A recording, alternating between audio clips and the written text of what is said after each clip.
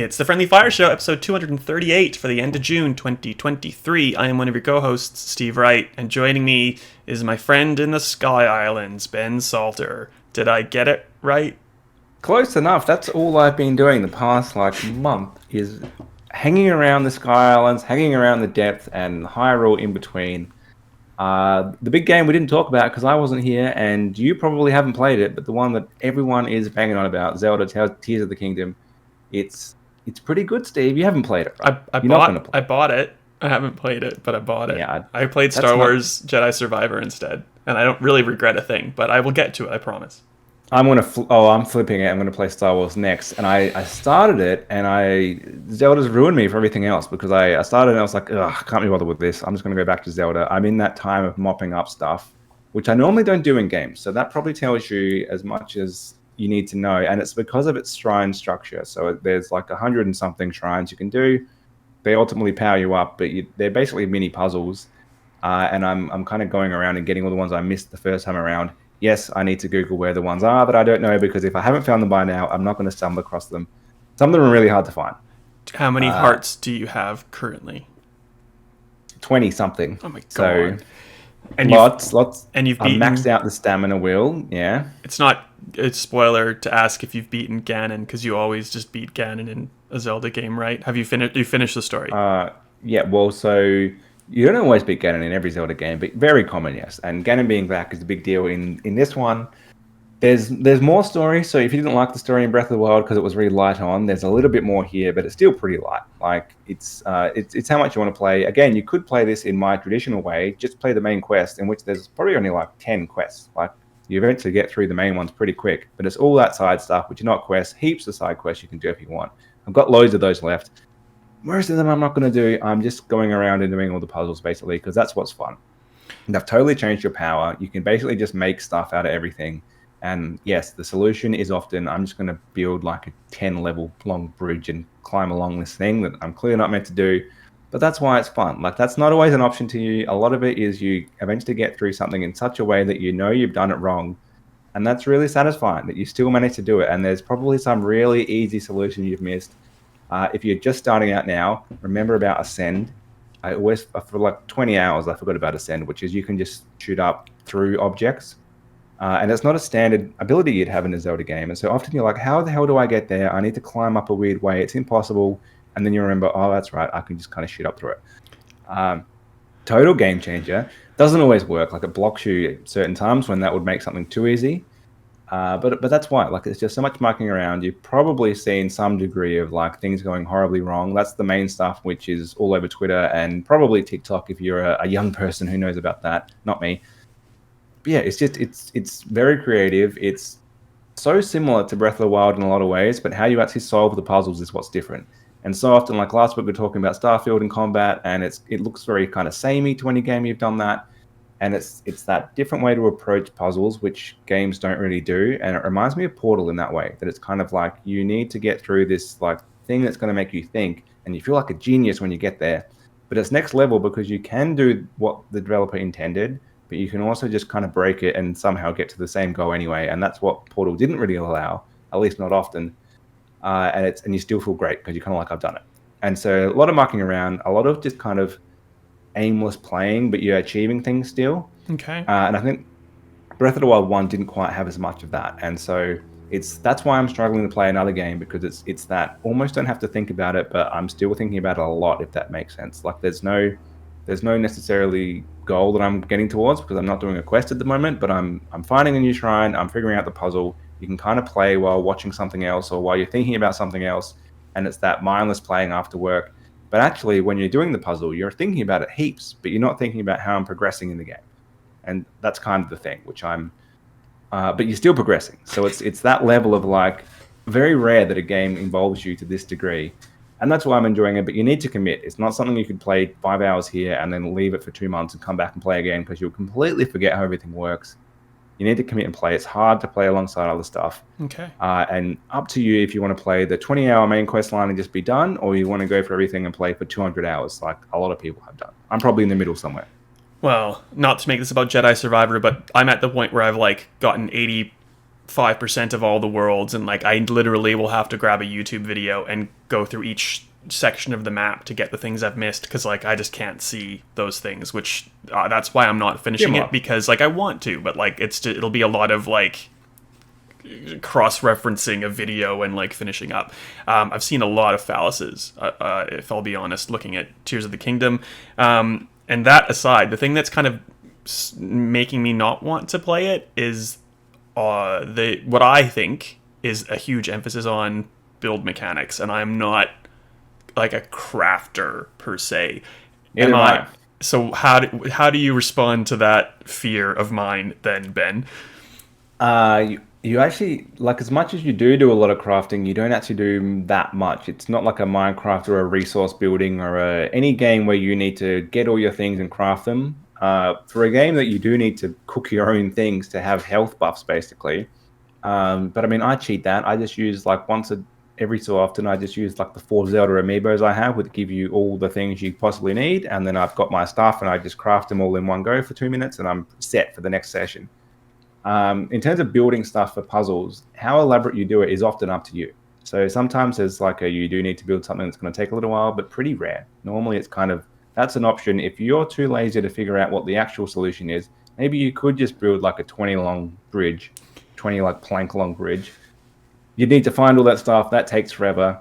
But sometimes it's the easier way because you just can't figure out how am I going to get there any other way. And there's definitely another solution. That's not there's no one way to do anything. So I think that's the main thing.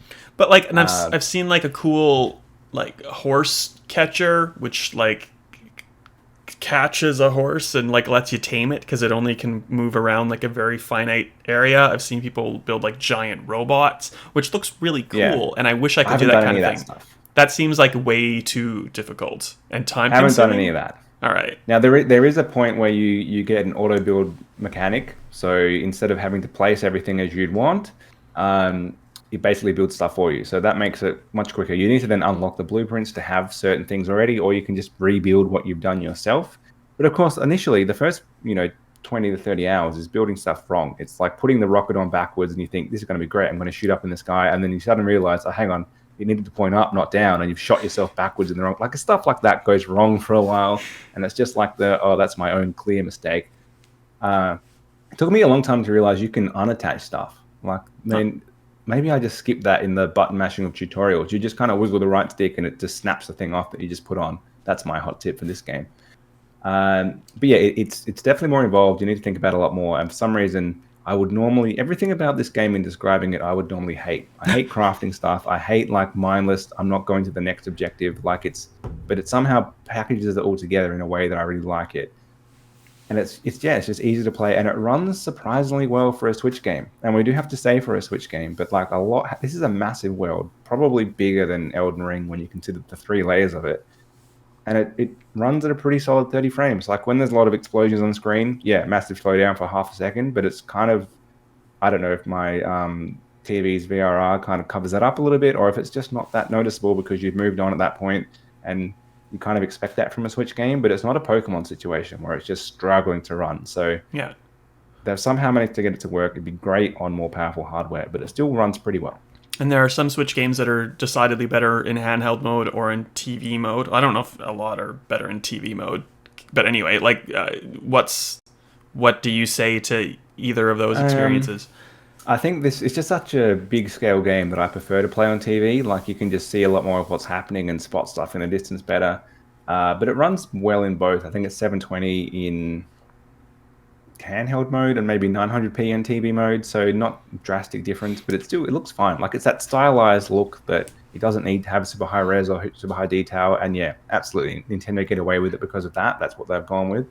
If you take like, what's a similar game? I don't know, something like Horizon Forbidden West, like the detail in Aloy's like hand is more detailed than anything in this entire game, and yet it's still a much more enjoyable, fun game. So it doesn't always have to be super high detail.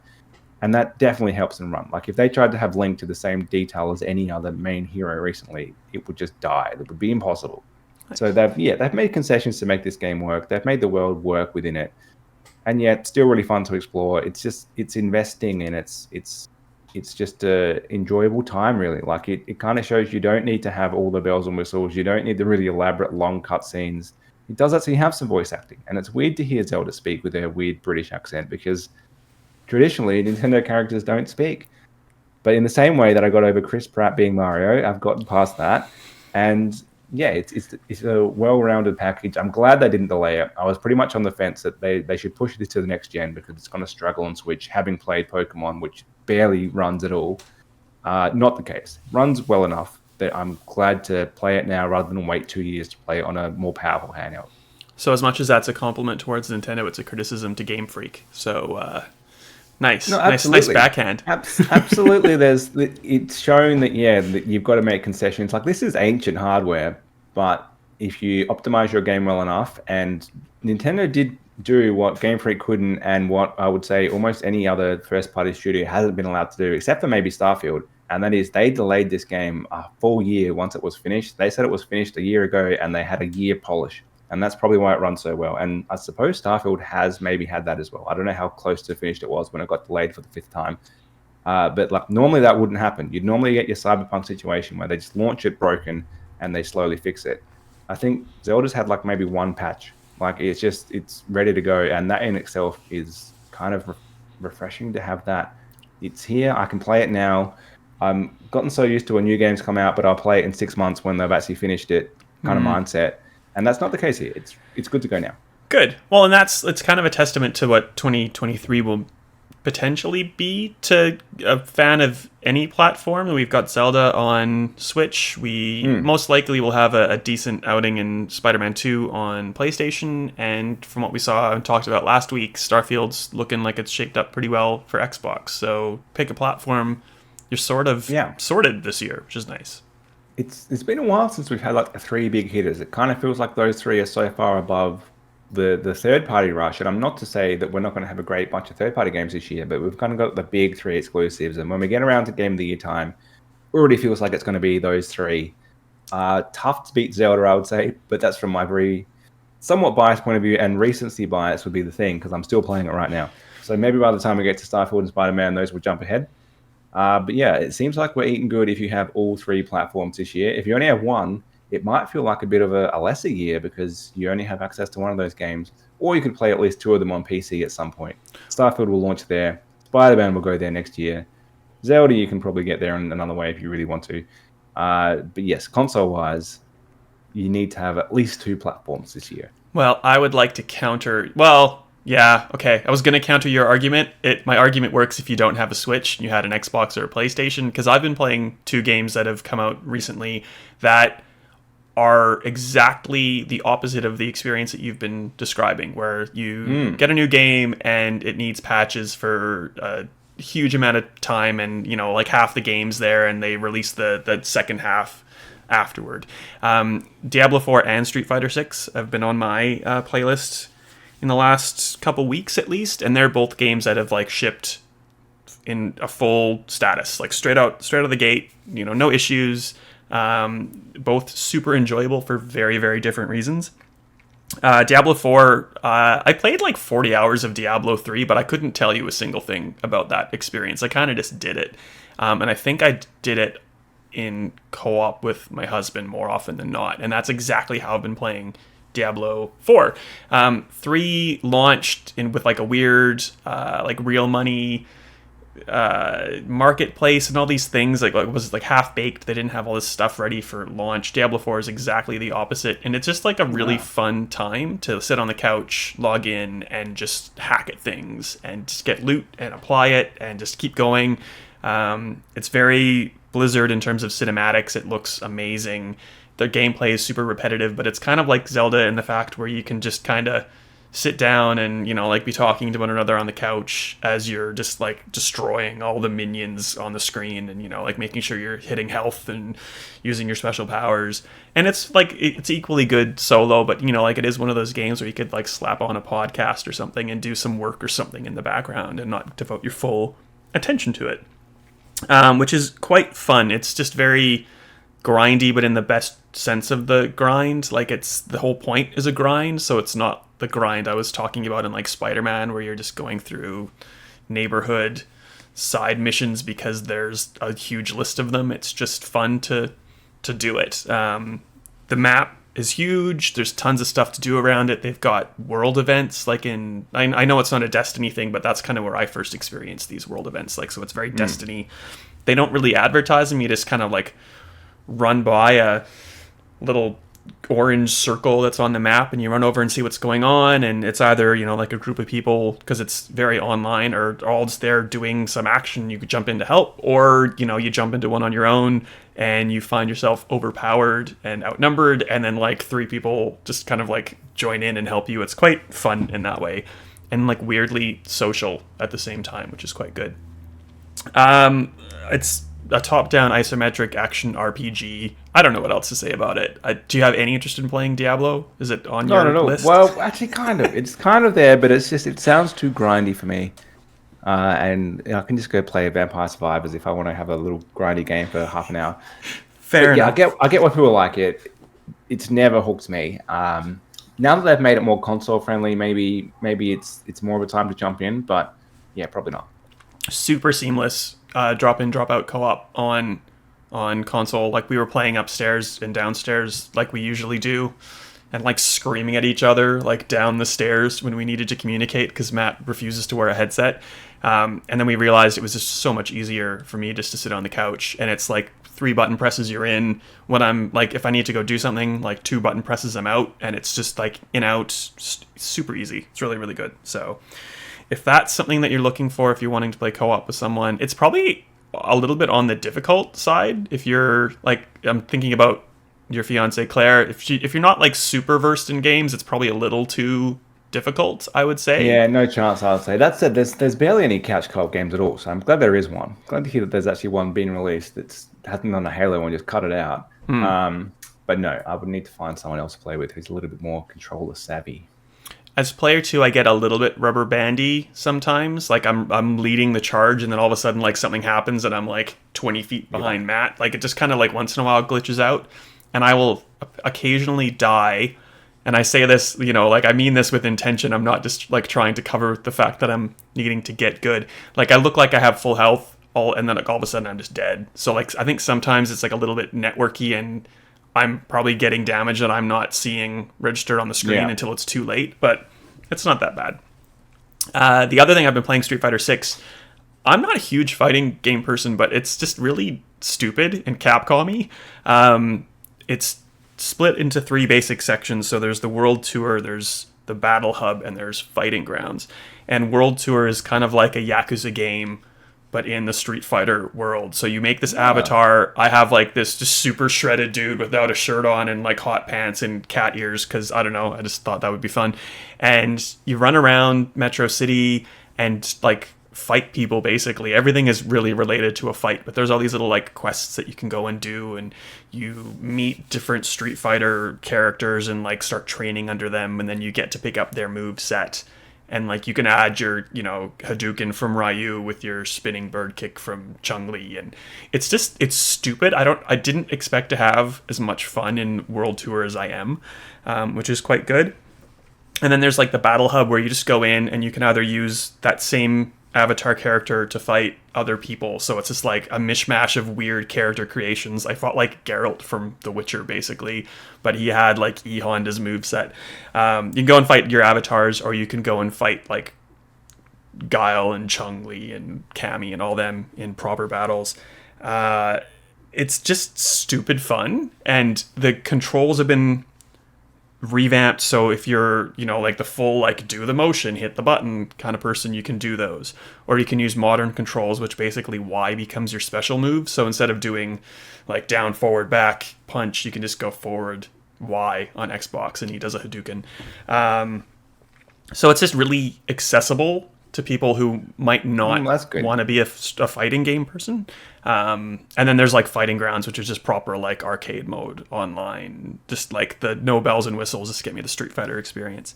So obviously you need to be a fighting game fan to really want to do it. The story, like it's not the same experience as the Mortal Kombat, single player thing. It's completely separate, but it's weird and fun in its own way. So especially if you're a fan of fighting games and like, Yakuza style things, go check out World Tour. that's what I have to say about that. The last game that I'll talk about that I've been playing is Star Trek Resurgence, which we won't spend a lot of time on. It's by Dramatic Labs. They're a bunch of ex-Telltale people. It's a narrative story game set in the Star Trek universe, and it's like actually good Star Trek. Mostly. Sometimes there's too much phaser fire. Sometimes there's a bit of like non-Star Trek, violence and stuff going on. But 95% of the time, it's really good Star Trek, and it's probably the best Star Trek game, like Star Trek game since a Final Unity back on the PC in like 1994 or something. So that's, for me, that's a high compliment. If you don't like Star Trek, though, you probably won't be as impressed with it as I am, oddly enough. Any interest in playing that, Ben? Not at all. The only other thing I have actually played that you wouldn't have played, AFL Live, AFL something 23, awful. Absolutely one of the worst games I've ever played in my life. Now, that's my review of the day one release. It's since had about 25 patches, and it's better. I would now probably give it a 3. I would have given it a 1 on day one. Like, it was unplayable bad. Like, to the point where it would just crash instantly. Absolute shocker. They should have delayed this game until it should have become AFL 24. Like, it's got some good ideas. It just needs a whole nother year. They obviously needed to meet their contract. I think, did it not meet certification or something on Xbox? The Xbox version's not even out. Nope. So like it was so like I haven't played a game that glitchy, and as I say, it's been about 3 weeks now, and they have patched a bunch. It's in a almost playable state now. But yeah, day one, I have never come across a game this bad. At least this generation. It's been a long time. The last game that glitchy was Cricket 13, which got released on PC, and then it was so bad that it got cancelled before its physical launch happened. So the only way that I did give a 1. Absolute shocker. And that was by 505 Games. They pretty much came out and apologized and said, yeah, this is so bad, we're just going to cancel it. It came out on Steam like a week before it's meant to come out physically, and they just went like, nope, it's just done. So they've improved a lot since then. Like it's improved a lot since launch day, but yeah, just I don't know how a game can launch that buggy. Anyhow. Well, if you're an Xbox fan, I guess, because it's not available on the platform yet, by the time you get it, it might be a lot better. Yeah, there's a lot I could say about that, but I'm gonna just refrain. It's not fun, especially like with Australian developers that you kind of know. Like, it's not fun to bag on a game, but also like it works both ways. So if it's decidedly not ready, it might not be the developers like at the grunt level who like should be copying this, but like someone at Nacon or Big Ant made the decision to pull the trigger, and if it's not ready, it's not ready. They're using their customers as their testers, basically, and they're asking them to pay $100 for something which is in an atrocious state. Like, if it launched in the state that it's in now, we'd probably say this is not good enough. The fact that it launched way worse is the issue, really. Yeah. And I do think if they had just sat on it and someone had said, you know what, we can't make it for this season, let's try to launch it this. Like, they still launched like a third into the season, or on Xbox they haven't at all. They're launching after halfway. So someone should have made the call. Let's just sit on it. Let's launch it at the start of next year. It'd probably be, or like the start of next season. It'd be decent. Like the ideas behind it are actually not too bad for a sport that you can't really make a quality game out of. Like, they've got some good ideas on how it might work. It's just it's so glitchy and untested. And the fact that even now, if you go to interchange, so change a player, the game will just crash, and that still hasn't been fixed. Like, how can such a glitch exist in a game like this weeks later? And it's because that's not a top priority. There were much bigger issues than that. So yeah, it's just it's not a good way. Well, the top priority was to get those early sales before any of the reviews went out, and yeah, but that's the thing. The lack of transparency is disappointing, because it was delayed with the excuse of like a physical copy was lagging behind on one of the platforms, so we'll delay everything for 3 weeks, and then the Xbox release just got like silently taken out, and like that was fine to just release in that state, and obviously it wasn't from what we saw at release. And the people that are walking around being like, oh, just give it to EA Sports, they'll make a good one. Like, one, EA Sports has no interest in doing that. EA Sports makes a hockey game, and like, no offense, AFL people, hockey is far more of a global sport than footy is. Absolutely. And like 2K won't even touch hockey anymore. It might be because of licensing, I don't know, but like they need a business case to make these games, and EA making a footy game, they're not going to make their money back from it. So this is what And you that's get. the thing. They've always decided we needed to make the money now, and that's why, like, we don't blame the developers at all. They're doing their best with probably a ridiculously short time frame, and the fact that they've improved it substantially in the past 3 weeks since it came out is testament to, like, it can be done. They just needed more time. Yeah. And someone made the call that let's just grab the money now. We've probably got a decent sized audience who will just buy it because they want an AFL game. We'll get their money. We'll use that money to patch it, basically. But you're just tanking the brands, and they're tanking, like, a lot of the previous AFL games were terrible. Big Ant made a good one like 10 years ago, or a decent one 10 years ago. And there was probably some hope that now that they've got, more powerful hardware, they've got a bigger studio, they're owned or in partnership with Nacon, a bigger publisher, maybe they'll do something quite good. And they've kind of shot themselves in the foot. Like, when they do release the next one, people are going to assume same thing. You're expecting us to kind of pay for your testing period. Yeah. Which is not great. Like, it's whoever's making it's that level of decision, which is it's just hurting their own brand. Like, it would have been so much better if they just allowed for the time they needed. Yeah. Well, and Big Ant's made some pretty decent tennis games in the last 10 years. They've made some cricket games and some AFL games, and they made good tennis games. But, like, let's think about that even. It's, max 4 players on the screen and AI controlling 3 people, maybe. Yeah. Compared to, like, 2 footy teams worth of people, an entirely huge, large football stadium, and all the things that would be into play with that. Like, it's not an easy task by any stretch. Super hard. No one's ever made a good one, and they've made good cricket games too. No one before them really made a great cricket game, and they've made some pretty good ones. But they did the same thing for the last one. It was like their 5th cricket game, so you'd think by that point they'd be all over it. But it was like the glitchiest game they'd released in the series, and it was kind of, you're asking people to pay $100 to let you know what the glitches are, and in 6 months' time it'll be patched up and good. Yeah. Like, great that they still support it, and now Cricket 22 is a pretty good game. But same thing of, like, just get it ready before, or, like, in a better state than what you're doing, because you're asking people to pay a lot of money when this thing is not ready. And so they've got history with that. Well, that's the thing. We're not trying to bag developers or the game so much, but we're trying to protect the people who are thinking about buying it. So maybe we'll keep an eye on it, and if you feel like it's ever in a position that we can at least sort of recommend it, if you're a footy fan, maybe that's what we'll do. But I think it's safe to say it's not in that state right now. Yeah, don't buy it right now. When it hits the bargain bins for, in October after the season's done, by which point they're probably finishing their development on it. Maybe next year when they add the $10 DLC to update the team list, maybe that's the time to buy it. But we'll see. And on that note, with that uplifting note, how do we find you on the internet, Ben? I'm Ben_Salter on Twitter. I'm still there at the moment. Where do we find you? SWriteAU, or you can hit us up on Stevivor.com, where we'll have the Capcom and Ubisoft showcases on the site by now. We're pretty much. I'm sure they were great. Yeah, we're pretty much done Summer Games Fest. Maybe we'll talk about them next time. Yeah, we'll talk about those. Maybe Star Wars we'll talk about. We'll have both played it by next episode, potentially. We'll go back to our original strat of we both have played games, so we don't get an episode like this where it's the one-on-one, this is what we think, and the other person is like, I don't care about that game because I'm playing the other one that you're not talking about. So everything we talked about today, it sounds like they're all good. They just happen to fit within either of our wheelhouses, which the other one is never going to play. Except maybe Star AFL. Wars we both played. AFL is maybe not a good game, but the rest are. Oh, that's right. Yes, yeah. AFL wasn't in the notes. The rest are good. Not an endorsement. See you next week.